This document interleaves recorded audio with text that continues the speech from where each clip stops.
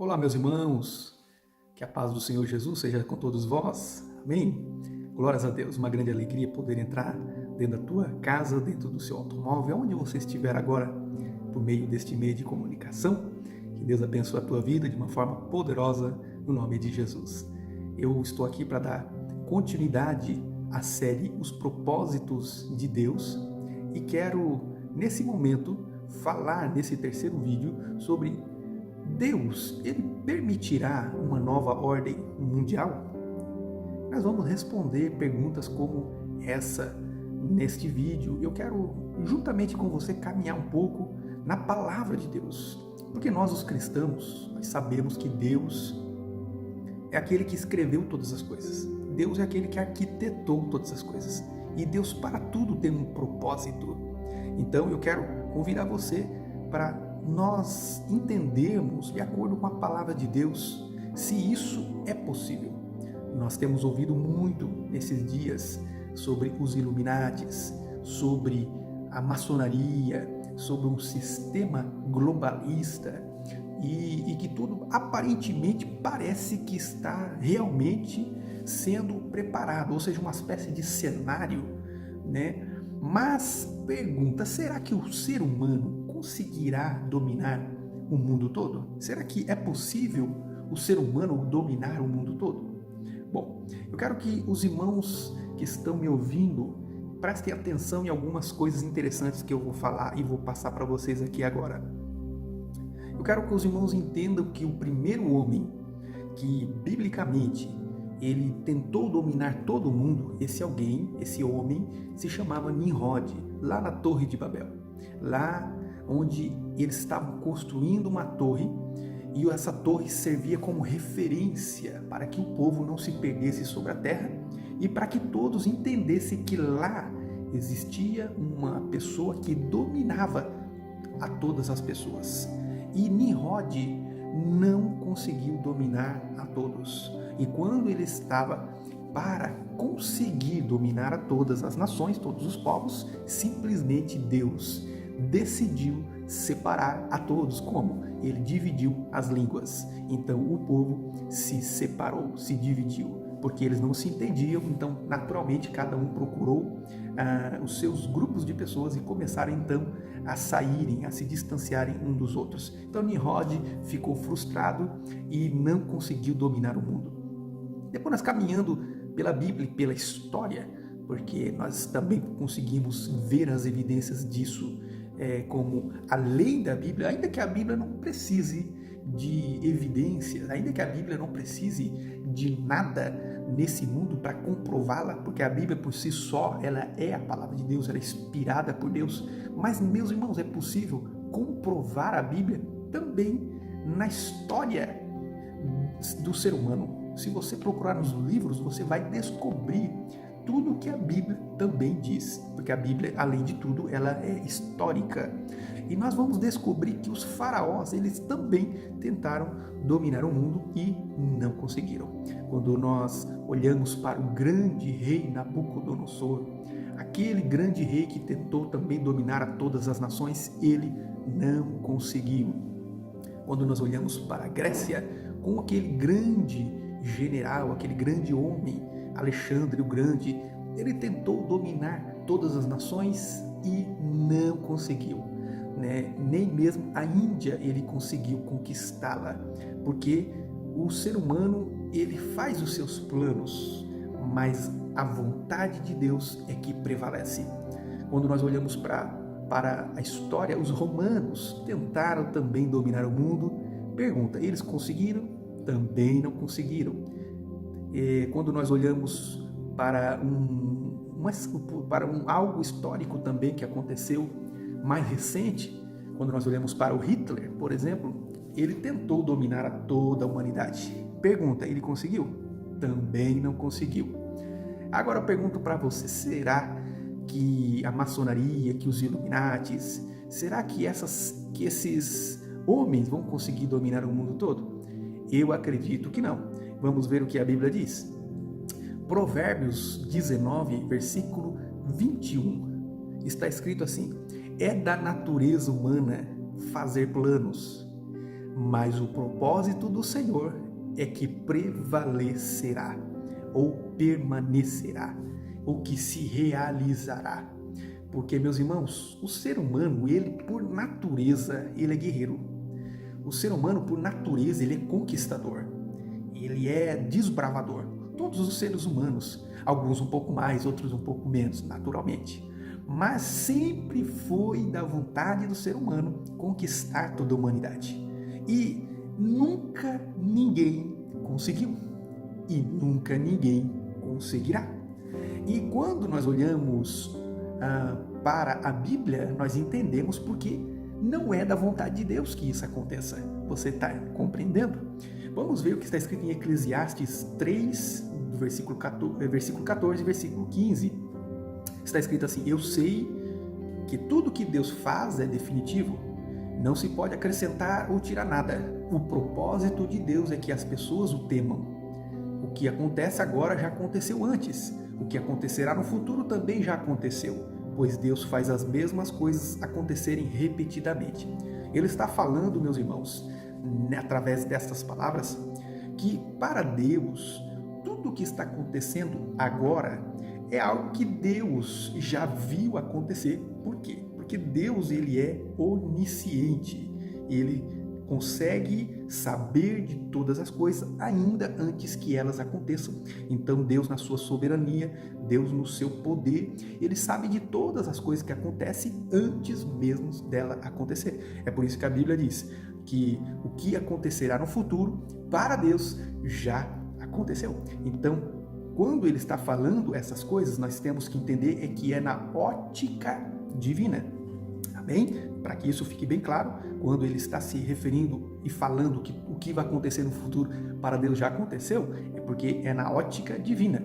Então, quando nós caminhamos agora para um outro versículo da Bíblia, porque eu quero deixar esse vídeo também bem curto e bem objetivo para abençoar a tua vida, nós vamos para o livro de Isaías 46:10. Está escrito o seguinte: só eu posso lhes anunciar desde já o que acontecerá no futuro. Todos os meus planos se cumprirão, pois faço tudo o que desejo. Olha só o que Deus está falando. Ele mesmo é que decide tudo o que acontecerá. O desejo de Deus é que permanecerá. Quando nós olhamos para os homens que houveram no passado, nós vamos entender que eles não conseguiram dominar toda a humanidade, porque a vontade de Deus é que prevalece. Os homens podem arquitetar, os homens podem fazer os seus planos, os seus projetos, mas a vontade de Deus é que permanece. A vontade de Deus é que prevalecerá sobre a humanidade. Amém? Porque Deus não perdeu o controle. Eu falei já algumas vezes e vou falar mais uma vez aqui. Quero que você ouça com muita atenção. Nós, os seres humanos, a gente, quando está vendo quando a gente quer ver, por exemplo, na televisão, um canal que a gente gosta, né, de ver algum programa, porque isso também é bom, né? Não é pecado a gente ver um bom programa de televisão, algo que vai acrescentar na nossa vida. Você tirar uns minutinhos para você ver algumas vezes na semana ou poucas vezes na semana, não é um pecado, isso não vai fazer você desviar. Mas quando você quer ver o seu canal de televisão que você gosta, e você perde o controle, sabe o controle que você tem nas mãos? Aquele controle comum, né? A gente já fica preocupado, porque a gente fica, mas vai passar hoje o episódio que eu quero ver. E a gente já fica preocupado, procurando esse controle na casa toda. Mas eu quero dizer que isso acontece conosco, que somos seres humanos, limitados, cheios de falhas. Deus não. Deus não perde o controle. Deus está no controle total da minha e da tua vida. Deus, ele nunca perde o controle da situação. Deus, ele está sempre com o controle da minha e da tua vida nas mãos dele. Toda a humanidade está nas mãos de Deus. Ele não perde o controle nem da minha e nem da tua vida. Glórias a Deus por isso. Vamos continuar. Apocalipse 13:8 está escrito: todos os habitantes da terra adoraram a besta. São eles os que não têm os nomes escritos no livro da vida, que pertence ao Cordeiro. Agora a frase importante: que foi morto antes da criação do mundo. Olha só, antes da criação do mundo, já estava nos planos de Deus que Jesus morresse. Você está entendendo? Então, o pecado de Adão, meus irmãos, não pegou Deus de surpresa. Nada o que acontece na humanidade.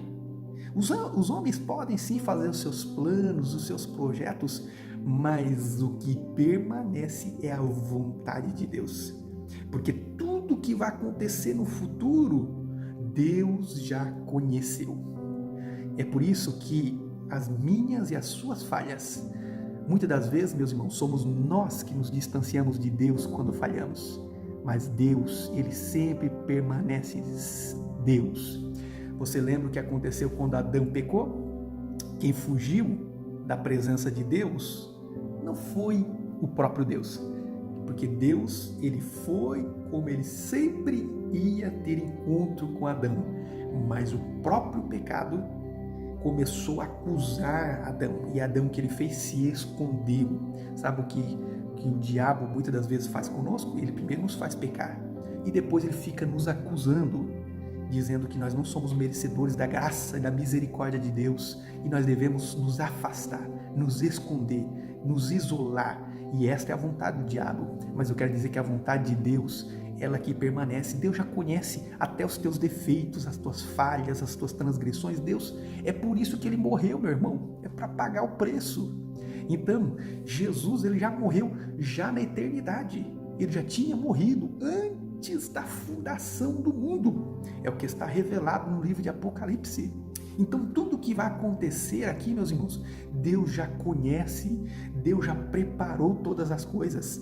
Enquanto os homens estão fazendo seus planos para construir, para dominar, para matar a humanidade, para fazer uma série de loucuras, Deus está no céu observando e dizendo: esse povo estão perdendo tempo porque, afinal de contas, os homens fazem os seus planos, o que está escrito em Provérbios 19, 21. É da natureza humana fazer planos, mas o propósito do Senhor é que prevalecerá. Meu irmão, minha irmã, você que está aqui comigo, eu quero dizer uma coisa: você é alguém que foi escolhido por Deus.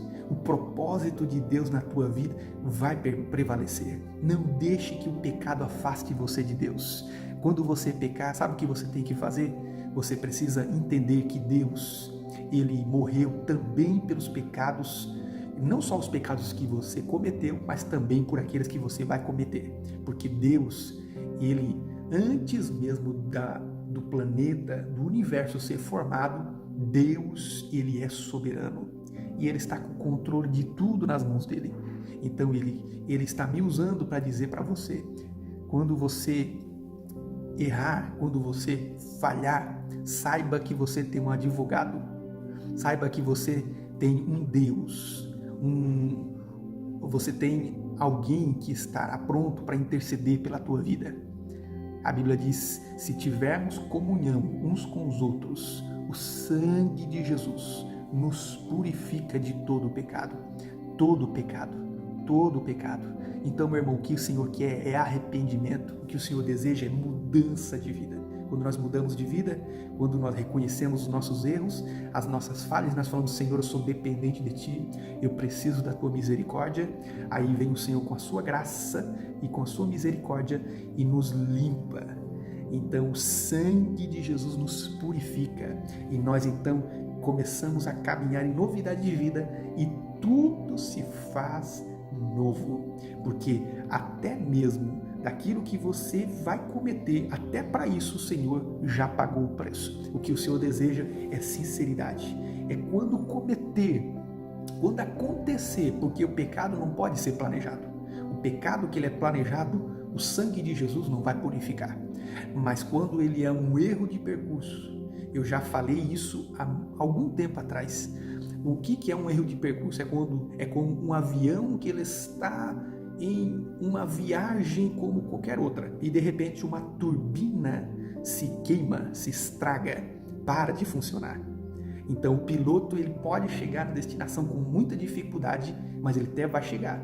Agora, é o que acontece também conosco. O pecado até pode acontecer, mas vai ser algo que não foi planejado. Ninguém esperava que acontecesse. Assim também devemos viver com o Senhor. Amém? Que Deus abençoe a tua vida. Eu quero dizer que o Senhor tem uma grande obra para realizar na tua vida, na tua casa, na tua família. Seja um vaso nas mãos de Deus, tranquiliza a tua alma. O Senhor me usando para trazer palavras como essa, que é para tranquilizar o coração. Existem muitas pessoas que estão indo muito atrás da internet, atrás da televisão, atrás daquilo que se fala. Todos os dias nós vemos uma novidade, meus irmãos. Se vocês quiserem saber a verdade, eu vou falar. Eu sou uma pessoa que amo estudar escatologia.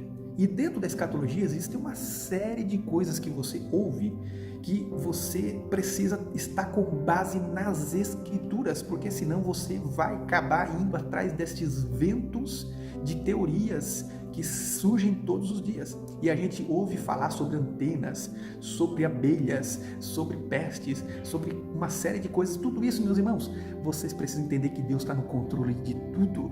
Amém? Não se preocupe, aquieta a tua alma, sossega, descansa no Senhor. Amém? Essa palavra aqui é para que você, meu irmão, entenda que Deus está com o controle do universo nas mãos dele. Ele continua sendo Deus, ele continua sendo soberano, ele continua com o controle da minha e da tua vida nas mãos dele. Que Deus te abençoe de uma forma poderosa, no nome de Jesus.